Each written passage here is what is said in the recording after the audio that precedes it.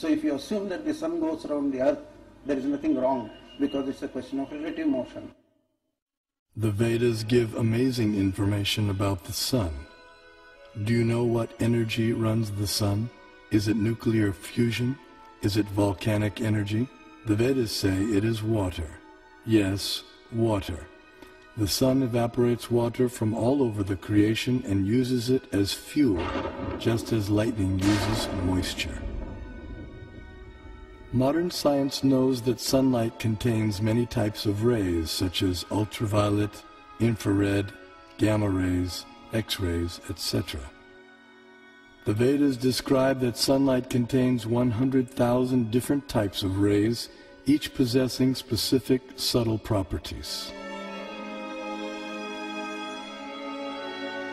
Just as in a house, electricity regulates coolness, heat, light, sound, etc., so the sun's rays control heat and cold, day and night, summer and winter, darkness and light throughout the universe.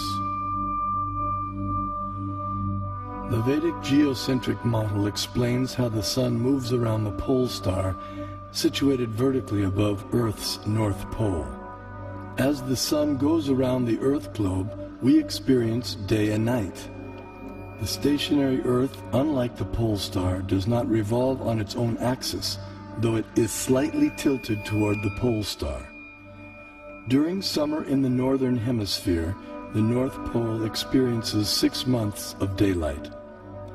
Conversely, during summer in the southern hemisphere, the South Pole experiences 6 months of daylight.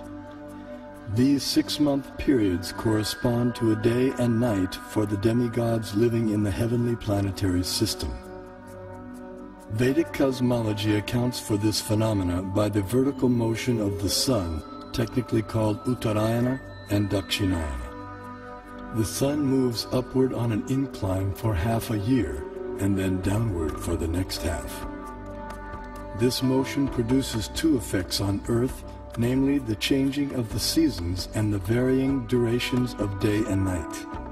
Ordinary vision sees the sun to be a mere globe of fire. However, celestial vision reveals a personality residing over the sun. His name is Vivasvan, and he rides on a golden chariot pulled by 7 divine horses at a speed of 16,000 miles per second.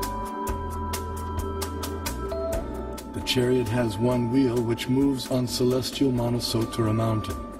The horizontal shaft is linked to the axial hub of the universe, Mount Meru, and the diagonal shaft is linked to the pole star. With each circular path, the wheel gradually moves laterally inward for 6 months and then outward for 6 months. Similar to the chariot's vertical motion, this lateral action fine-tunes seasonal changes on Earth. When the orbital motion of the sun is viewed from above, its illumination is seen to extend out to half of the greater Earth plane.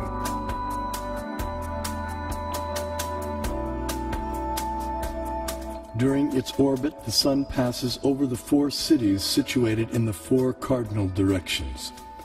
The city over which the sun is passing experiences noon, and the city in the opposite direction experiences midnight. The 2 other cities experience sunrise and sunset.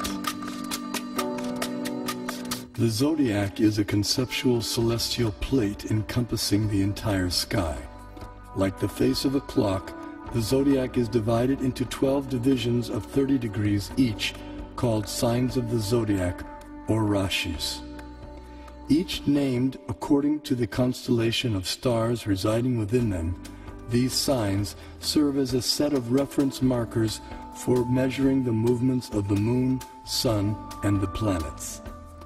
The zodiac completes 1 clockwise revolution of 360 degrees in every 24-hour period. The moon travels through the zodiac, but due to its slower angular velocity, it completes only about 347 degrees in 24 hours, falling behind by about 13 degrees. The day after the new moon day, we see 1 moon phase. The next day, the moon again completes 347 degrees, and we see the moon in its second phase.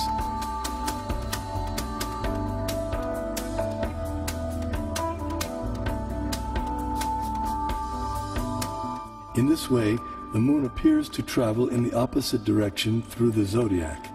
This is also called retrograde motion. Thus, the phases of the moon increase each day for 15 days until the full moon. Then the moon's phases decrease gradually by one phase each day until the dark moon night. The Srimad Bhagavatam describes the vertical positions of the planetary orbits. First above the earth plane is the sun at a height of 0.8 million miles. Next higher comes the moon at 1.6 million miles, followed by the nakshatras, 28 stars, at twice the height, then Venus, Mercury, Mars, Jupiter, Saturn, Saptarishi constellation, and then finally the pole star at a height of 30.4 million miles.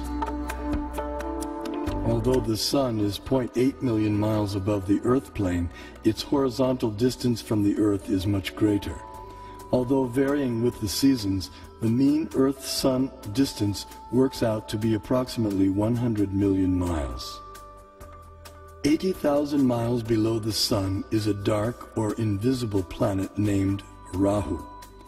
When this planet comes between Earth and the Sun on the new moon day, or Amavasya, while the moon is in the same conjunction or straight line, a solar eclipse takes place.